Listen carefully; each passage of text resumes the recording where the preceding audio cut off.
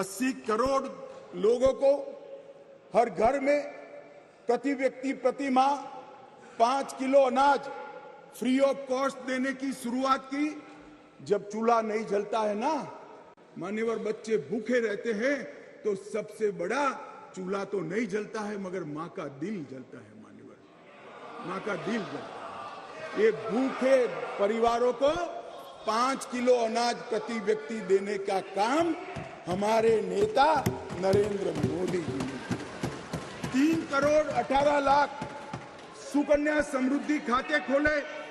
मान्यवर, 3 करोड़ महिलाओं को मातृ वंदना योजना के तहत फायदा पहुंचाया।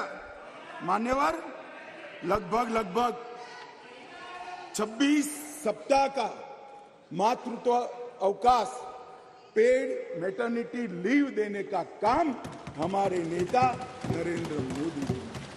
और एम्पावरमेंट क्या होता है माननीय अध्यक्ष जी? आज दुनिया भर में विमान उड़ाने वाले पायलट में महिलाओं की संख्या 5% है, भारत में 15% है और ये 10 साल में बढ़ेगी। इसको एम्पावरमेंट। मान्यवर,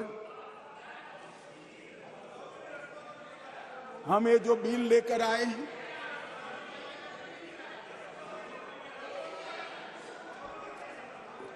मान्यवर,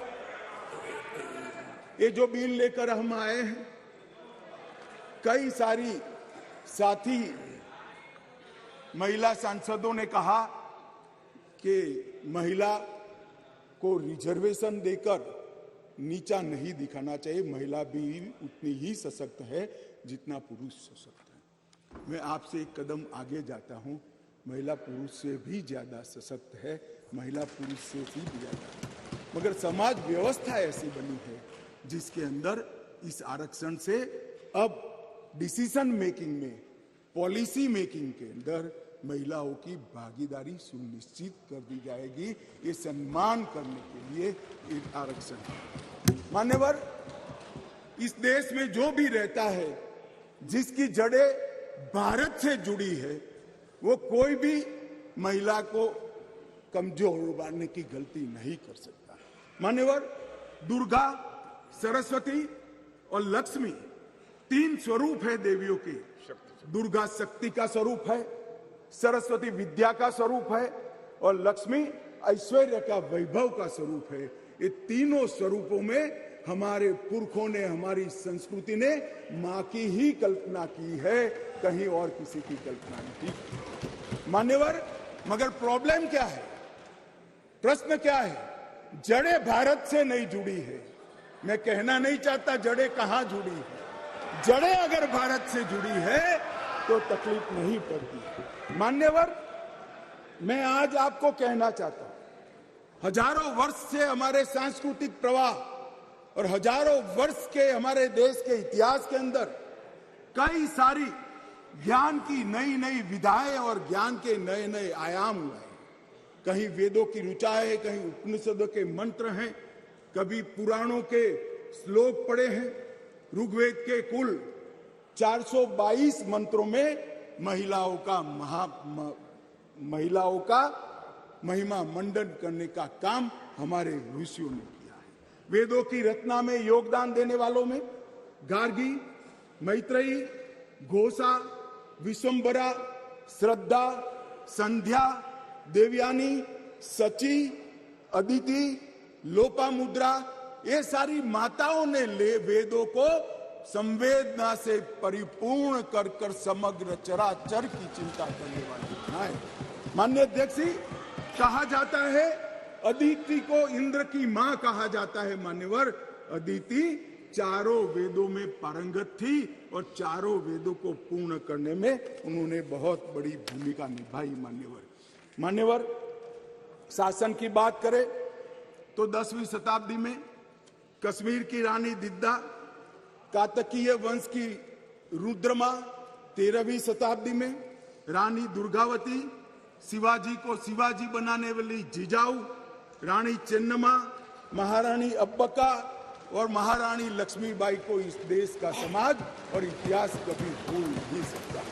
मान्यवर, शिक्षा और समाज सेवा के क्षेत्र में गार्गी, मैत्रेयी, सुलभा, वड़वा, प्रतिथेयी, अरुंधति और सावित्रीबाई फुले ने इस समाज को संपूर्ण बनाने के लिए अपना योगदान दिया। हमें बिल जो लेकर आए हैं मान्यवर, ये भाव से लेकर नहीं आए। एक प्रकार की समाज व्यवस्था बनी है और समाज व्यवस्था में एक क्षति है। एक क्षति को सुधारने के लिए, महिलाओं को प्रतिभागिता बढ़ाने के लिए, उनका सम्मान करने के लिए 50% आरक्षण लेकर आज हम यहां पर आए हैं। मान्यवर, जहां तक ढेर सारे लोगों ने अलग अलग प्रकार की बातें की है मान्यवर, मैं आज यहां कुछ चीजों का जवाब भी जरूर देना चाहूंगा। मैं इससे पहले स्पष्ट कर देता हूं, कोई ये जवाब को अपने दिल से न लगा ले। मैं किसी भी दल के खिलाफ बोलना नहीं चाहता। बहुत मौके आएंगे जहां राजनीतिक उत्तर देने की जरूरत होगी, दमखम के साथ देंगे, डट कर देंगे। परंतु एक ऐसा मौका है जिसमें ये सदन ने समग्र देश को ही नहीं मान्यवर, आपके माध्यम से समग्र विश्व को ये संदेश देने की जरूरत है कि मोदी जी ने जिसकी कल्पना करी, ये वुमन लेड डेवलपमेंट के लिए पूरा सदन एक मत मान्यवर। मगर कुछ चीजें यहां कही गई है, इसलिए मेरा बहुत जरूरी है कि इसकी स्पष्टता कर दी जाए।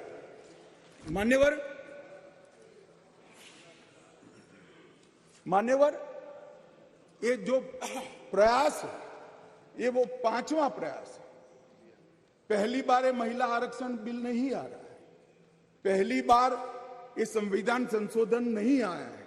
तो क्या हुआ वो 4 संविधान संशोधनों का? क्यों आज मोदी जी ने लेकर आना पड़ा? देवगौड़ा जी से लेकर मनमोहन सिंह जी तक, बीच में 2 बार अटल जी ने, 4 बार प्रयास हुए, क्यों नहीं हुआ? कौन कारण था? किसके कारण पास नहीं हुआ? क्या प्रयास अधूरे थे? क्या मंशा अधूरी थी? या कुछ लोगों ने इस प्रकार का किया कि आगे हो ही न पाए? मान्यवर, ये मैं जरूर बताना चाहता हूं। मान्यवर, सबसे पहले इस संविधान संशोधन विधेयक 81वें संशोधन विधेयक के रूप में 12 सितंबर 1996 में आया, देवगौड़ा जी लाए। मुझे कोई आपत्ति नहीं है भाई, इसका पूरा यश कांग्रेस पार्टी में के अकाउंट में डालना है तो डाल दीजिए। आप भी वोट दे दीजिए, सहमति दे दीजिए, अपने आप आपको वोट मिल जाएगा। परंतु मैं जो स्थिति है, जो सच्चाई है, वो देश की करोड़ों माताओं बहनों को बताना चाहता हूं। ये विधेयक को सबसे पहली बार लेकर आए एचडी देवगौड़ा प्रधानमंत्री जी थे, तब ये सरकार लेकर आई। मान्यवर, उस वक्त कांग्रेस पार्टी विपक्ष में बैठा करती थी। देवगौड़ा जी की नहीं, और उनके ही कारण गिर गई थी। सरकार में नहीं थे, सरकार में नहीं थे। अरे बैठो यार। मान्यवर, विधेयक सदन में रखने के बाद विधेयक को गीता मुखर्जी की अध्यक्षता में एक संयुक्त समिति को दे दिया गया और संयुक्त समिति ने 9 दिसंबर 1996 को अपनी रिपोर्ट दे दी। परंतु दुर्भाग्य से विधेयक कभी सदन तक पहुंच नहीं पाया।